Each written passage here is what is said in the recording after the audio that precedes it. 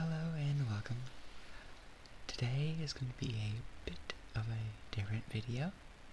I first had this idea way back when I sort of first started doing weekly uploads, and it was to have a sort of long rambling video where I just ramble off about Halo, which is something that I love. I was thinking that the long amounts of talking and just sort of rambling nature would be a good thing for people to essentially sleep to, but because my roleplay content was so successful, I lost confidence in trying something like this. But due to some very nice people, I think I'm going to try again, and hopefully it'll be fun, and hopefully it'll help you relax. So, to begin with, gosh, there's a lot to say about Halo. I first started getting into Halo when I was like 5-6 years old. I played it at a friend's house, and I fell in love with the games. I played mainly Halo Reach and Halo 3, but the one game I owned personally for the longest time was Halo 4.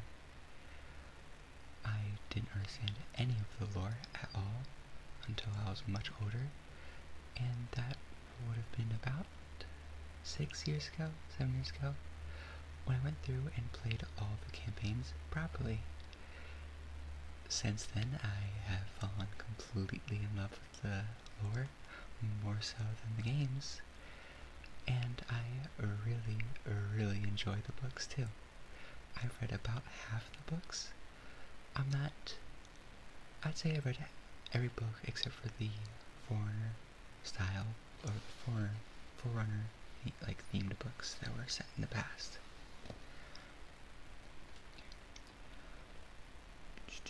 So, I guess I will just say I don't think my knowledge is perfect. It's been a while since I've read it. I am simply recounting off of memory. So, if I'm wrong, please do correct me, because I'd love to know.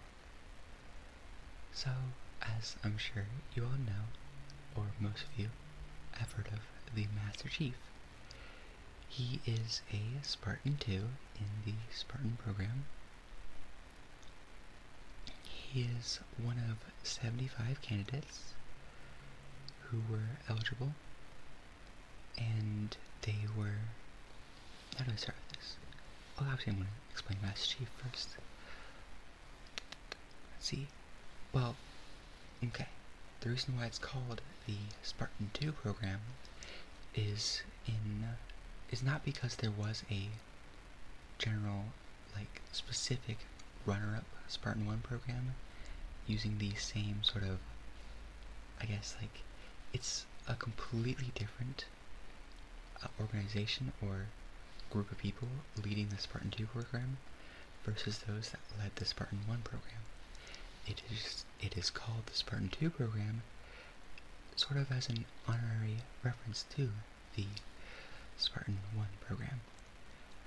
The Spartan 1 program experimented with a lot of augmentations, and Sergeant Johnson, who you see in the first 3 Halo games, is one of the few survivors of the Spartan 1 program.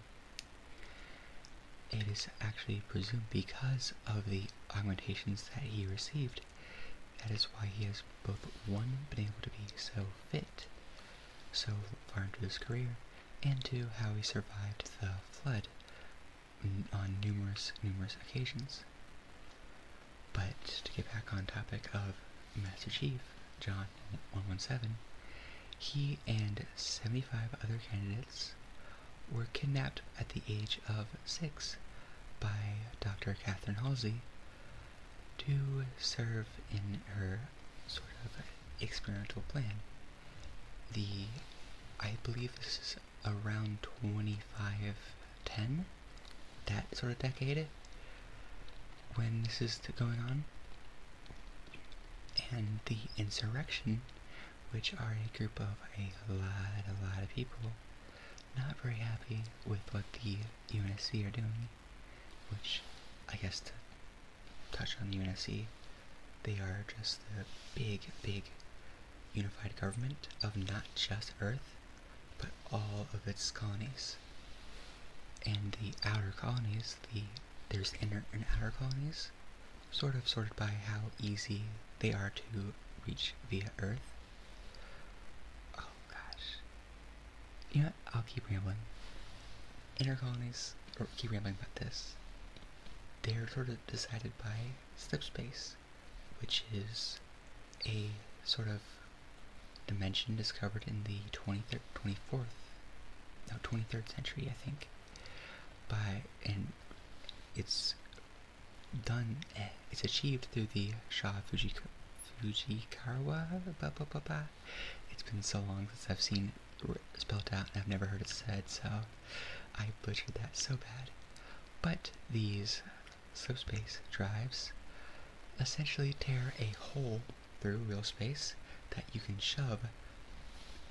Usually has to be a pretty big enough object through it, because smaller objects tend to get ripped apart because they don't have enough mass.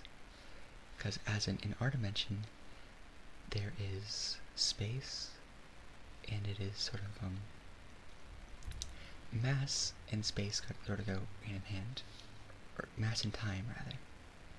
How, like, enough mass will bend time around it, like black holes and such. It's the same principle here, but the slipspace dimension is 11 dimensions. It's the 11th dimension, hence why you need a lot of mass to not rip apart. And it would basically punch a hole very, very brutally. It's as barbaric as it gets in terms of really advanced science. And your ship would go into subspace, and it would come out at some other point. The issue is, or how it works is, because it's the 11th dimension, it is essentially like our world, but like if our world was a big flat plane, and you draw, say, a dot here and a dot here on this big, sheet of paper, for example, and crumple it into a ball, that is subspace, with any two dots being points in real life. So, on average, the further away something is, the more time it will take in subspace, but certain points can be a day's travel away, while other points that are actually closer in real space are 4 days travel in subspace, just because the paper ball crumpled differently. And with that out of the way, that's sort of the loose generalization of what inner and outer colonies are.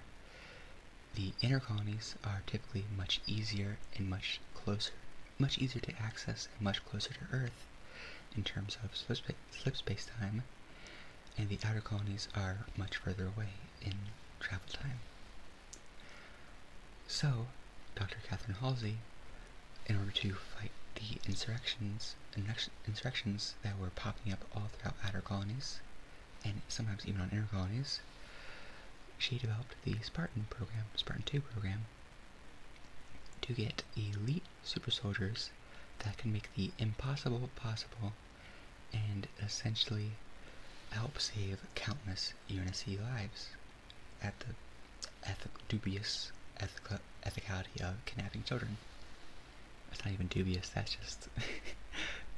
yeah, no. She got a lot of flack for that, but not for about 40 years, because she was still very useful as a insane genius, which is, honestly, it's kind of interesting to me, but I'll talk more about that later. Right, so, what she did is, she and Jacob Keyes, who was a sort of Navy captain, I forget his rank at the time, the Navy being the Space Force in this, in Halo, and they were sort of like a sort of partnership I think it was love. I don't know. I mean, she ended up having a kid with him. But her and Keys didn't really know what was going on, but he helped her out anyways. He could have guessed. But he chose to be ignorant. And she went around and kidnapped kids. And to sort of ease her conscience, or in her words, it was to, ease the parents or whatever, or be nice to the parents. She would flash clone the kids and give her parents a flash copy of their children in their place. Issue was the flash cloning technology. Not only was that outlawed in the Mortal Dictata, I think in the 21st century, essentially saying that you can't flash clone living human beings, or brains or anything like that. It's just beyond unethical.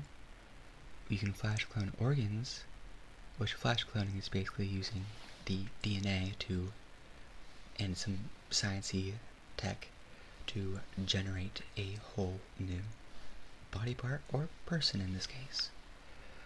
But the Mortal Dictata said, hey, don't do that, that's unethical. She said, I'm smart, therefore national or inner space law is fake to me.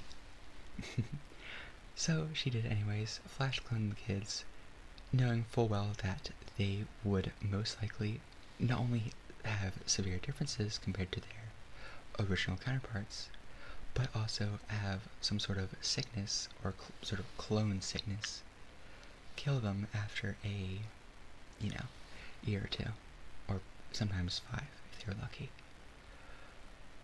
So, with the now group of 75 frightened 6-year-olds in her possession, she then proceeded to send them through absolute hellish training on a planet called Reach, which Reach was the biggest colony. It was humanity's largest planet outside of Earth. It was essentially Earth 2. And they all grew up on Reach. It was one of the closest planets to Earth, and it was very, similar in climate, I should say. Generally many similarities. These Spartan 2s, children, not only did they experience, they were chosen because of their gene pool. She did a bunch of gene pool sampling, and then kidnapped them based on their absolute creme de la creme perfection genetics across. And this is only 75 kids out of every single colony, trillions of people. So these kids went through training. Being geniuses, they excelled. They grew extremely fit, and they were able to take on fully grown armed soldiers by the age of 12, easily. Wasn't even competition. And our main guy, John 117, Master Chief, wasn't actually that exceptional. His only real traits were leadership and luck. He formed a decently close bond with a few others, some of them being Will, Fred, Kelly, and Linda, all which would, I think Fred, Kelly, and Linda would go with John to form Blue Team later on, although the teams shuffle around a lot. I forget their exact designations, but all you need to know is that, they were some of the, they were all tight. I think it was when they turned, actually it might have been when they were 12 they got augmentations. Because throughout this time they've been being fed superfood and getting minor augmentations, huge growth hormones. By the age of 12 they're already the size of full-on adults, and muscular as anything. And so they were sort of graduating to full-blown Spartans, and all 75 of them went in. Actually, I'm pretty sure they all went through. I think some of the recruits might have dropped out through, not by their own choice, but through other means. But they were given augmentations, such as chemical enhancers that would make their reaction times 3 times as fast as even the best human. They had ceramic bone implants, basically making them, their bones are unbreakable. They were, at this point, like 7 feet tall on average. They were pretty much stronger and better in every way, both physically and mentally. And to top it all off, only half of them actually succeeded. The other half either couldn't survive the augmentations, or they couldn't have all of them. One of them being Saren Osman, who was one of the Spartan 2s, and I believe the only augmentation that she didn't get was the ceramic bone implants, though I might be mistaken. But more about her later. She becomes incredibly relevant. Now, by this point, with the newly released Spartan 2s coming out, I believe the Human Covenant War has just started by the time that they graduate. And yeah, it has just come out. That's just started. So I'll go back to the Spartans later. As for the Human Covenant War, well, 2525, it is the outer colony of Harvest, named because it has incredibly fertile soil, and its environment is entirely just almost perfect for growing an abundance of crops. So, on this outer colony, Sergeant Avery Johnson is deployed at the time, and I believe it was either a brute ship or a jackal ship. I think it was a brute ship. Jackal. I think. To explain the Covenant, it's, elites, big, scary, raw, very prideful, honorable. Their whole thing is honor. Jackals, they are avian, reptilian, creepy looking bird thingies that are basically just space pirates. Then there are the grunts, which are just little, surprisingly tall, they're like goblins with they breathe methane, so they have big methane tanks in their back. And they just sort of like squeak around. They're very timid, but they do what they're told because everyone around them is way stronger than them and they don't have a choice. There are the brutes, which are just space monkeys that are so thick-skulled that they once reached the space age and then proceeded to nuke themselves out of the space age and back to the Stone Age. Fun, isn't it? They have a huge pack mentality. And then there are the Sanshayum. I think Sanshayum, they don't really have like a colloquial, or is that the right word? They don't have a sort of designation as far as I know. They're sort of the big, prophets or like managers. They're top of the ladder. They have these weird bent necks, very creepy. And then there's also the hunters, which are just big worm colonies that form into big hulking like beasts. Kind of scary. There's others I can mention, but for now I'll explain how the Covenant started. The Covenant started ages ago, like 100,000. To explain the Covenant, I need to explain the Forerunners. 100,000 years before 2552, or 25, whatever year you give, was the Forerunner flood war. The Forerunners were essentially like gods, in a sense. They had insane intelligence, and it was sort of like, their technology was far past ours, to the point, like, I can't even describe it properly. I can't really do it justice. But, to put it in, to just sort of explain, I don't remember exactly what went wrong, but back then, the humans, we were a spacefaring race. And we are throughout space. I forget exactly how it happened. I remember hearing somewhere that the humans were suddenly encroaching on Forerunner space, and the Foreigners retaliated and fought back, essentially sending humans back to the Stone Age. But they didn't realize that the humans weren't expanding territory; they were running from the flood. But I'm 90% sure that's wrong. I could be mistaken though. I don't remember. It's a bit fuzzy. But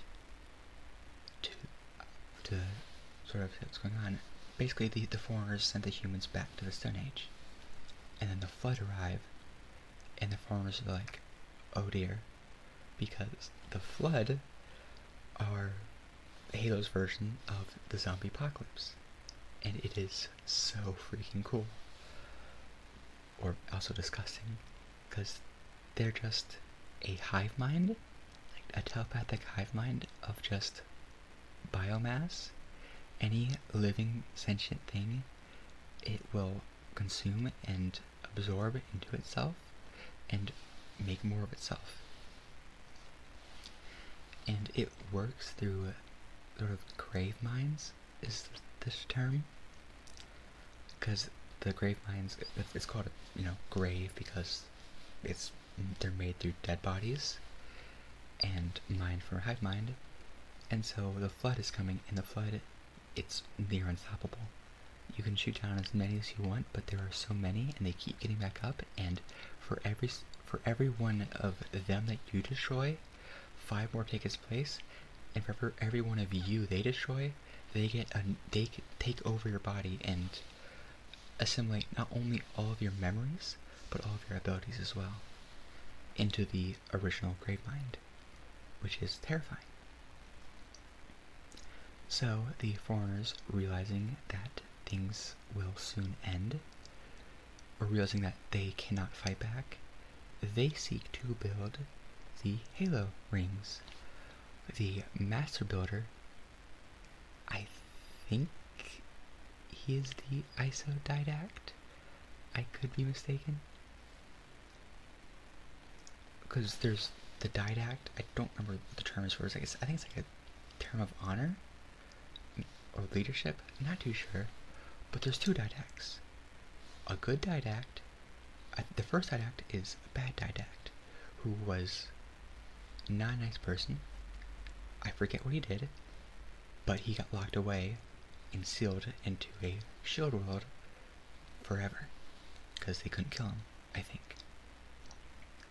And a shield world is just a artificially made world, but like they make planets, an artificially made planet that's got multiple layers, of habitable space, and this guy, the didact, was sealed in a ball in the very center. I think that's how that works. The isodidact, who was the Master Builder, I think, came after. And they built a thing called the Super Arc, which was this massive facility with a bunch of extremely long, it was like a bowl with like little triangles cut out of it, if that makes any sense. But the triangles went deep into the center. And in the center was a little ring that would make the Halo rings. And these Halo rings were absolutely massive. Like, so big, they could easily fit planets inside them. Without a doubt.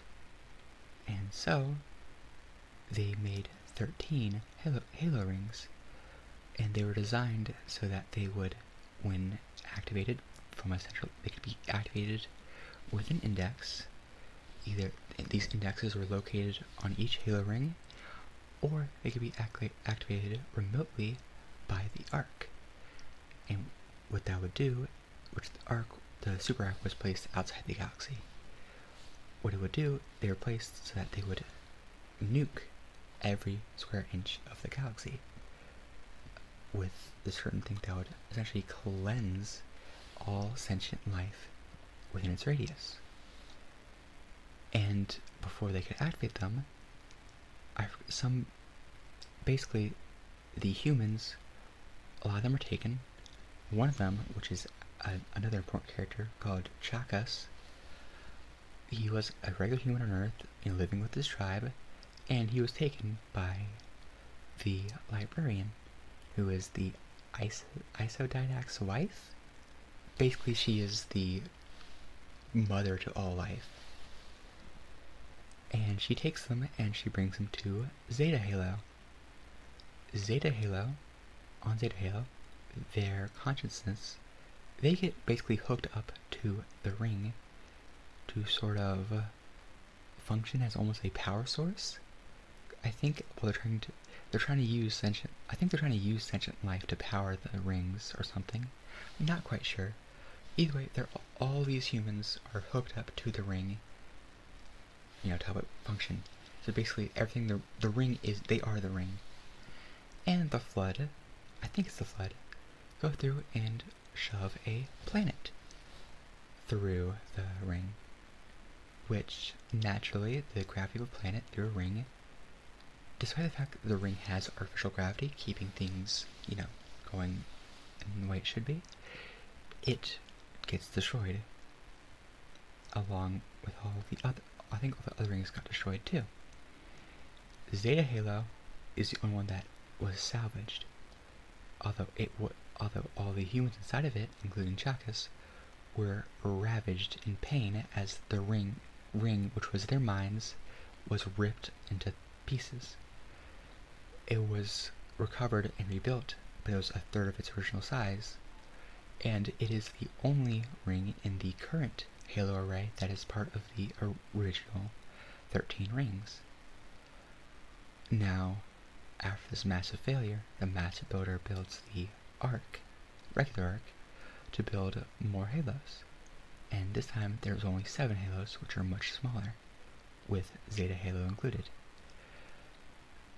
Chakas is turned into 343 Guilty Spark and made to be a monitor of Installation 04, and his memories were sealed away.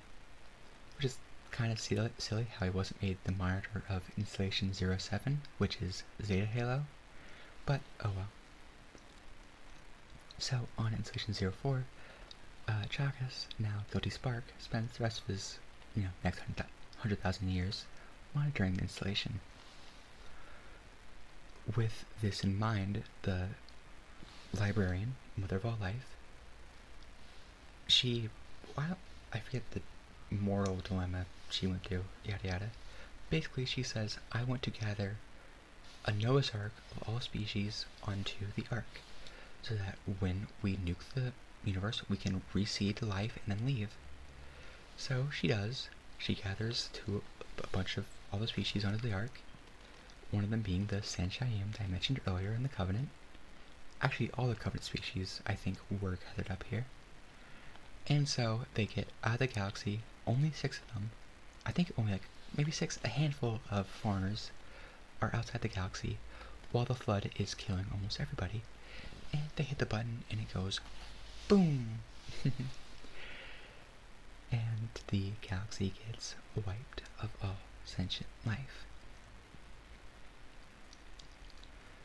And they were referencing this they were referencing this at their words. They were talking about a great journey to sort of leave the universe, or to rather grow on a great journey to repopulate the universe and then just put over the mantle of responsibility, which is basically genetic code that said the foreigners own Forerunner stuff, and therefore they are sort of the protectors of the galaxy. The mantle of responsibility was passed on to humanity. However, the Sanshayum overheard them talking about this great journey and assumed that the rings being activated was the great journey, and then that they were leaving off to this great plane, the great next existence. And they started worshipping it. When these gods placed them down on their own planet, they had a Forerunner keyship on that planet that they sort of worshipped. Now, with the Forerunners gone, the Flood gone, and the Halo Rings dormant, and, life receded, the Sanshayum basically spent the next however many years worshipping this Forerunner relic, until eventually a new group decided that, hey, what if instead of guarding these relics, we're supposed to reactivate them to try and follow our saviors instead of waiting for them to come back? Which caused a great civil war, which the radicals won, and they took the keyship off to explore the galaxy. They came across the elites on their homeworld, had a great war, but eventually, because both the elites and the Sanshayum worshipped the Forerunners, they formed the Covenant to help to search for the great journey. Now, with that being said, fast forward to present day, when they now have a bunch of technology that is facilitated by Forerunner relics. One of them being a Forerunner, I forget the name of it. Either way, it's a Forerunner device that pings little marks for all Forerunner technology found. I think it was the... Okay, no. First contact was made by jackals. I'm gonna say it's jackals. A jackal... Sorry, I had to hit my mic. So, or was I? Right, the jackals, they had it. Right, a luminary. I think it's what it's called. I think that's what it's called. And it would ping any Forerunner tech, where it's scanned. And they come across the harvest.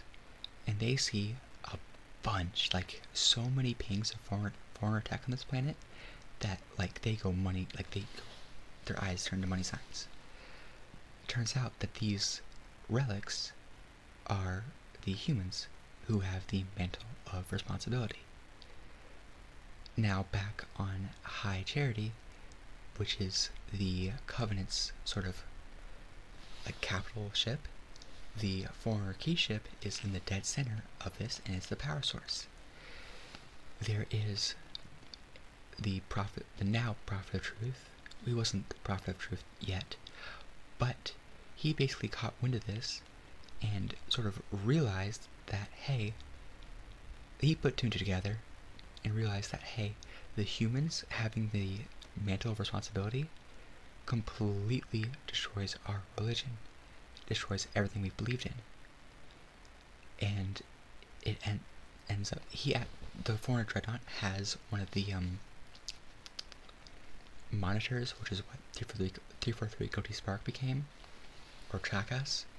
It has a monitor on it, Mendicant Bias, and he's talking to Mendicant Bias, and he realizes that, oh dear, the humans are, the chosen ones, and this would destroy the Covenant, completely removing all power the Sanshayum have. And so, he in turn decides to get two of his buddies, one who becomes the Prophet of Regret, and Prophet of Mercy. That's what it was. Mercy, Regret, and Truth. How did I forget that? Anyways, they basically take over the Covenant, announcing that they are now in the 9th age of reclamation. Basically saying that they have discovered their something, I forget what it was. But yeah, they discovered the humans, and they all out war, genocide to kill them all. They are unfaithful to the Forerunners. Hence why genocide starts. basically the prophets are manipulating the covenant for this. Now, I would love to keep going, but actually, I'm gonna go. Actually, I think I'm just out of time. Heck. I don't want to go on for too long because then the video just won't upload very well. But if you're still watching, thank you very much. If you think I'm surprised, if you want a part 2, make sure to let me know. I will be more than happy to eventually, as I love Halo. And yeah, thank you very much. I hope you found some of this interesting, and I hope we helped you relax and have an amazing rest of your night. See ya.